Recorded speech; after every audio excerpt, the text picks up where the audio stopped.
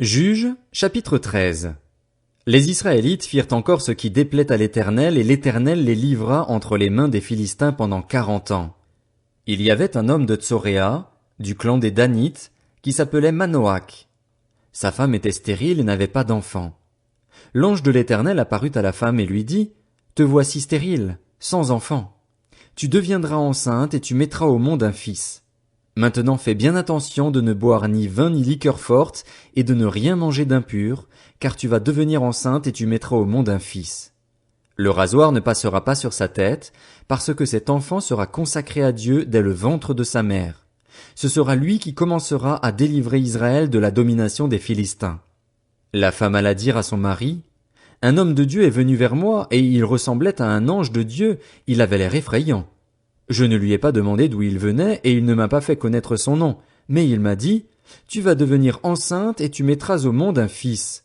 Maintenant ne bois ni vin ni liqueur forte et ne mange rien d'impur, parce que cet enfant sera consacré à Dieu dès le ventre de sa mère jusqu'au jour de sa mort. » Manoach fit cette prière à l'Éternel.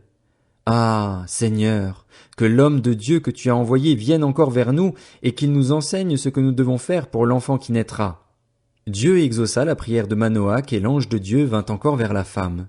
Elle se trouvait dans un champ et Manoach, son mari, n'était pas avec elle. Elle courut vite annoncer la nouvelle à son mari et lui dit, « L'homme qui est venu l'autre jour vers moi m'est apparu. » Manoach se leva pour suivre sa femme, alla vers l'homme et lui demanda, « Est-ce toi qui as parlé à ma femme? » Il répondit, « C'est moi. » Manoach dit, « Lorsque ta parole s'accomplira, comment faudra-t-il agir vis-à-vis de l'enfant et qui aura-t-il affaire? » L'ange de l'Éternel répondit à Manoach, « Ta femme s'abstiendra de tout ce que je lui ai dit. Elle ne goûtera à aucun produit de la vigne, elle ne boira ni vin ni liqueur forte et elle ne mangera rien d'impur.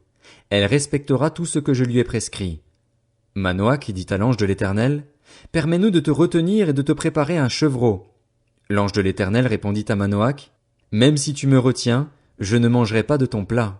En revanche, si tu veux faire un holocauste, offre-le à l'Éternel. » Manoach ne savait pas que c'était un ange de l'Éternel. Il dit à l'ange de l'Éternel, « Quel est ton nom, afin que nous te donnions gloire quand ta parole s'accomplira? » L'ange de l'Éternel lui répondit, « Pourquoi demandes-tu mon nom? Il est merveilleux. » Manoach prit le chevreau et l'offrande, et il fit un sacrifice à l'Éternel sur le rocher. Il se produisit quelque chose de merveilleux, pendant que Manoach et sa femme regardaient. Pendant que la flamme montait de l'autel vers le ciel, l'ange de l'Éternel monta dans cette flamme. À cette vue, Manoach et sa femme tombèrent le visage contre terre. L'ange de l'Éternel ne leur fut plus visible. Manoach comprit alors que c'était l'ange de l'Éternel. Et il dit à sa femme, « Nous allons mourir, car nous avons vu Dieu. » Sa femme lui répondit, « Si l'Éternel avait voulu nous faire mourir, il n'aurait pas pris de nos mains l'holocauste et l'offrande.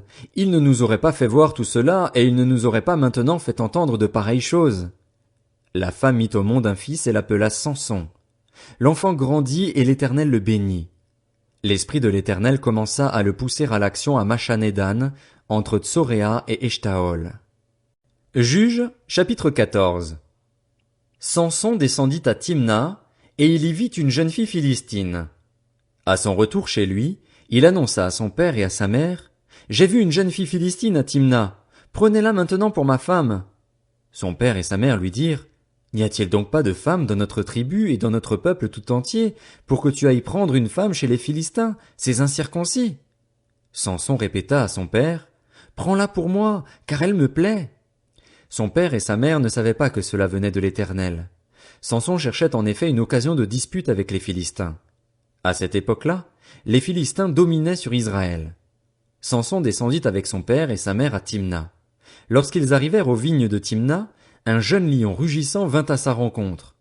L'esprit de l'Éternel vint sur Samson et, sans rien à la main, il déchira le lion comme s'il s'agissait d'un chevreau. Il ne dit pas à son père et à sa mère ce qu'il avait fait. Une fois descendu, il parla à la femme et elle lui plut.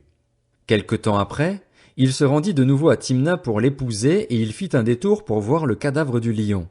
Il constata qu'il y avait un essaim d'abeilles et du miel dans le corps du lion. Il prit le miel dans ses mains et en mangea pendant la route. Arrivé près de son père et de sa mère, il leur en donna et ils en mangèrent. Mais il ne leur dit pas qu'il avait pris ce miel dans le corps du lion. Le père de Samson descendit chez la femme et là, Samson fit un festin, car c'était la coutume chez les jeunes hommes. Dès qu'on le vit, on invita 30 compagnons qui restèrent avec lui. Samson leur dit, « Je vais vous proposer une énigme. Si vous réussissez à m'en donner l'explication au cours des 7 jours du festin, si vous la découvrez, je vous donnerai 30 chemises et 30 vêtements de rechange.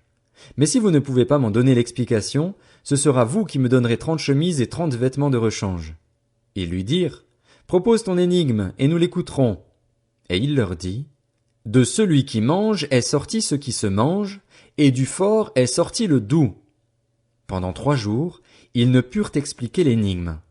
Le 4e jour, ils dirent à la femme de Samson, « Flatte ton mari pour qu'il nous donne l'explication de l'énigme. Sinon, nous te brûlerons, toi et ta famille. C'est pour nous dépouiller que vous nous avez invités, n'est-ce pas? » La femme de Samson se mit à pleurer auprès de lui et à dire, « Tu n'as pour moi que de la haine, tu ne m'aimes pas. Tu as proposé une énigme aux membres de mon peuple et tu ne me l'as pas expliquée. » Il lui répondait, « Je ne l'ai expliqué ni à mon père ni à ma mère. Est-ce à toi que je l'expliquerai? » Elle pleura auprès de lui jusqu'à la fin des 7 jours que dura leur festin. Le 7e jour, il la lui expliqua, car elle le harcelait. Elle donna alors l'explication de l'énigme aux membres de son peuple. Les habitants de la ville dirent à Samson le 7e jour, avant le coucher du soleil, « Quoi de plus doux que le miel et quoi de plus fort que le lion? » Il leur répondit, « Si vous n'aviez pas labouré avec ma génisse, vous n'auriez pas découvert mon énigme. » L'Esprit de l'Éternel vint sur lui et il descendit à Ascalon. Il y tua 30 hommes, prit leurs affaires et donna les vêtements de rechange à ceux qui avaient donné l'explication de l'énigme. Rempli de colère, il remonta chez son père. Sa femme fut donnée en mariage à l'un de ses compagnons, avec lequel il était lié d'amitié. Juges, chapitre 15. Quelque temps après, à l'époque de la moisson des blés, Samson alla voir sa femme en lui apportant un chevreau. Il dit, « Je veux entrer vers ma femme dans sa chambre. » Mais le père de sa femme ne lui permit pas d'entrer. « J'ai pensé, dit-il, que tu avais de la haine envers elle et je l'ai donnée à ton compagnon. Sa jeune sœur n'est-elle pas plus belle qu'elle? Épouse-la donc à sa place. » Samson leur dit, « Cette fois je ne serai pas coupable envers les Philistins si je leur fais du mal. » Samson s'en alla, il attrapa 300 renards et prit des flambeaux, puis il attacha les renards par la queue, 2 par 2, en mettant une torche au milieu des queues. Il alluma les flambeaux, lâcha les renards dans les blés des Philistins et mit ainsi le feu aux tas de gerbes, aux blés sur pied et même aux plantations d'oliviers. Les Philistins demandèrent, « Qui a fait cela? » On répondit, « C'est Samson, le gendre du Timnien, parce que ce dernier lui a pris sa femme et l'a donnée à son compagnon. » Les Philistins montèrent et la brûlèrent, ainsi que son père. Samson leur dit, « Est-ce ainsi que vous agissez? Je ne m'arrêterai qu'après m'être vengé de vous. » Il les battit à plate couture, puis il descendit et se retira dans la grotte du rocher d'Étam. Alors les Philistins se mirent en marche, campèrent en Juda et se déployèrent jusqu'à Léchi. Les hommes de Juda dirent, « Pourquoi êtes-vous montés contre nous? » Ils répondirent, « Nous sommes montés pour capturer Samson, afin de le traiter comme il nous a traités. » Sur quoi 3000 Judéens descendirent à la grotte du rocher d'Étam et dirent à Samson, « Ne sais-tu pas que les Philistins exercent leur domination sur nous? Que nous as-tu donc fait? » Il leur répondit, « Je les ai traités comme ils m'ont traité. » Ils lui dirent, « Nous sommes descendus pour te capturer afin de te livrer entre les mains des Philistins. » Samson leur dit, « Jurez-moi que vous ne me tuerez pas. » Ils lui répondirent, « Non, nous voulons seulement t'attacher et te livrer entre leurs mains, mais nous ne te ferons pas mourir. » Ils l'attachèrent avec 2 cordes neuves et le firent sortir de la grotte. Lorsqu'il arriva à Léchi, les Philistins poussèrent des cris en le voyant. Alors l'Esprit de l'Éternel vint sur lui. Les cordes qu'il avait au bras devinrent pareilles à du lin brûlé par le feu et ses liens tombèrent de ses mains. Il trouva une mâchoire d'âne fraîche, tendit la main pour la prendre et tua 1000 hommes avec elle. Samson dit alors, « Avec une mâchoire d'âne, j'ai fait un tas, 2 tas. Avec une mâchoire d'âne, j'ai tué 1000 hommes. » Quand il eut fini de parler, il jeta la mâchoire, et l'on appela cet endroit Ramath Léchi. Pressé par la soif, Samson fit appel à l'Éternel en disant, « C'est toi qui as permis cette grande délivrance par l'intermédiaire de ton serviteur.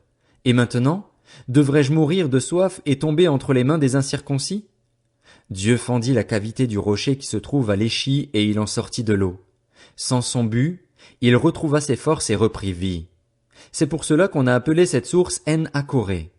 Elle existe aujourd'hui encore à Léchi. Samson fut juge en Israël à l'époque des Philistins pendant 20 ans.